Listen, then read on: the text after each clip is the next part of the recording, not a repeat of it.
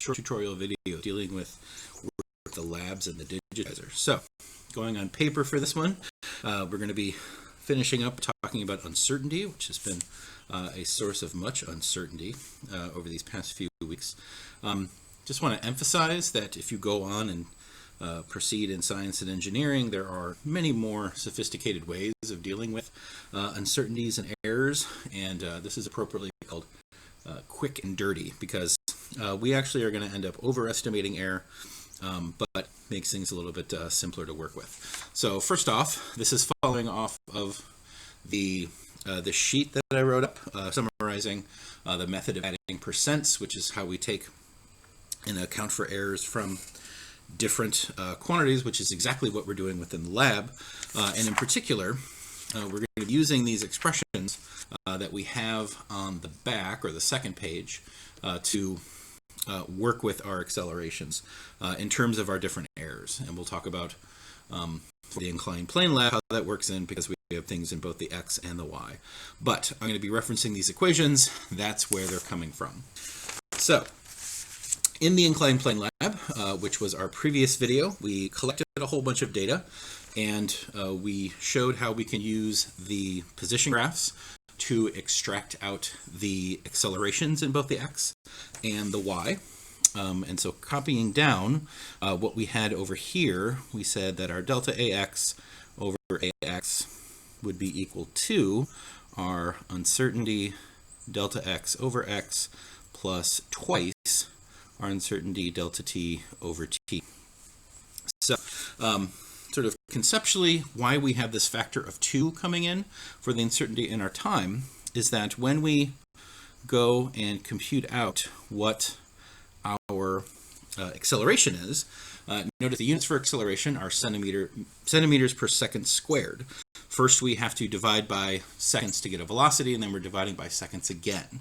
So any uncertainty in our time is going to contribute even more because we're dividing by it twice. So that's how that's going to come into play. And ultimately, what we're interested in finding is what is our value of delta AX? What is our uncertainty? Again, as I've tried to stress in some comments on your labs, and then as well as in the question, the uncertainty we're looking for is not the same thing as a percent difference. We may have done that in other science classes for labs where you have a theoretical value, you have an expected value, you find the percentage between them. That's not what we're finding. Irrespective of whether we have a theoretical value, any measurement is always going to have some uncertainty. So, getting into where these values then come from, first we have our uncertainty in time, and that's ultimately going to derive from our frame rate. Because the units of time we have are just measured in numbers of frames, and every frame corresponds to so many seconds. Well, that means we can only tell the time to the accuracy of one frame. I know what's happening in frame 1, I know what's happening in frame 2, I don't know what's happening in frame 1.5. So, our delta t then, the amount by which a given value of time can be uncertain, is just equal then to one frame. In other words, I can't tell my time more precisely than this. So given a frame rate of, so in our lab, sometimes it's 30, sometimes it's 60. I will write here as per second.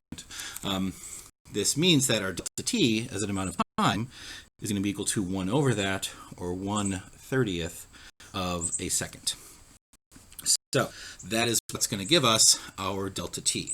Now the other part that comes in is that we have to know the t that goes in here.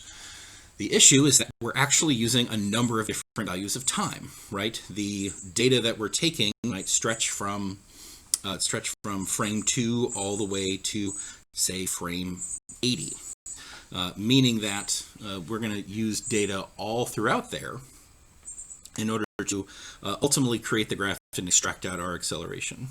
So what we're going to use for this time here on the bottom is going to be our total time that we were looking at the motion, the total elapsed time. So if I have some final frame that is my last piece of data that I included, and I have some initial frame that was my first one. We're going to use this quantity, just the difference between them, as our value of t to put in here. Now, what's nice about working with these fractional uncertainties is that they don't actually depend upon units, because notice that the units are going to cancel out. So whether these are both in seconds or whether these are still both measured in frames, the fractional uncertainty is going to be the same, which means that you could compute this using converting these to time. So these time values could be in seconds. We have a delta t measured in seconds, or I could use directly in terms of frames. So for example, if my first frame was at frame 2 and my last frame was at 80, then other way around, that's 80, that's 2, then my t final minus my t initial is going to be 78. As I reach for my calculator, this means that my fractional uncertainty, delta t divided by t, it's supposed to be a delta, not the number 8, that's going to be equal to 1. That was my error in time in terms of frames, 1 divided by 78.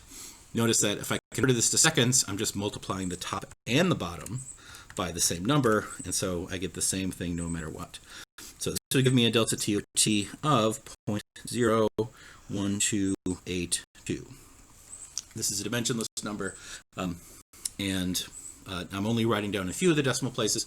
When we do calculations later, we'll want to use the more exact one. So things are slightly different when we look at our uncertainties in position. And this is going to be true whether we're looking at position in the x direction or position in the y direction. Now, of course, the bare minimum that this delta x could be, by analogy with what we said for time, for measuring our position in pixels, then we can't know the position of anything to within 1 pixel. However, notice that after going through a couple weeks of these labs, it's also, the picture can be a little blurry. And so it can be difficult to even tell where a particular point is.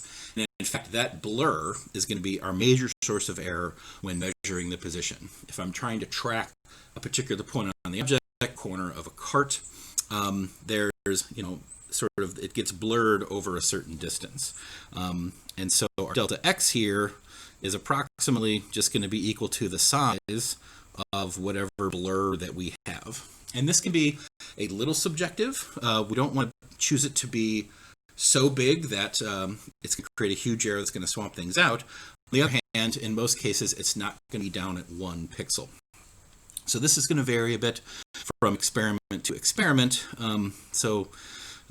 Again, let's say that I'm going to say that I can determine where, let's say I can determine where a point is to within plus or minus 3 pixels. Say something is blurred out over that region. So again, as you get used to using the digitizer, might be able to do this a little bit better. But just to be a little liberal in our error, let's take 3 pixels. We're going to do the same thing for this number on the bottom as we did over here. We have a given range of values over which we have values of x. And up here, it's not just going to be initial minus final, because, for example, when we have the cart's going to move up and then back again. Instead, more appropriate would be whatever the maximum value x is minus the minimum value. So that's going to be sort of the range over which that motion takes place. And that is the range over which we're taking our position measurements.